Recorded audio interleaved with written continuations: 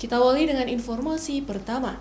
Saudara, sejumlah puskesmas di Kota Banda Aceh sudah mulai melakukan sosialisasi serta mengajak langsung warga lansia di desa-desa untuk mendapatkan vaksinasi COVID-19. Sosialisasi itu dilakukan di masjid dengan melibatkan aparatur desa, tenaga kesehatan, lansia, serta aparat dari TNI Polri. Sejumlah puskesmas di Kota Banda Aceh mulai melakukan sosialisasi serta mengajak langsung warga lansia di desa-desa untuk mendapatkan vaksinasi COVID-19.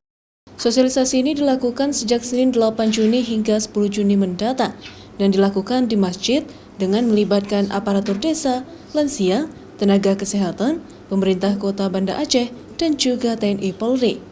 Dalam sosialisasi tersebut, pemerintah mengajak agar warga dan juga lansia untuk mau melakukan vaksin COVID-19, juga ikut memberikan pemahaman terkait vaksin Sinovac kepada masyarakat.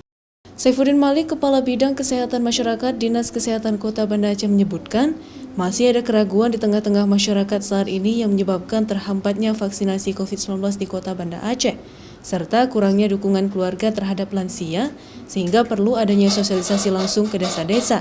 Pertama, masih adanya keraguan-raguan, kekhawatiran pihak masyarakat, terutama lansia, terhadap vaksin ini.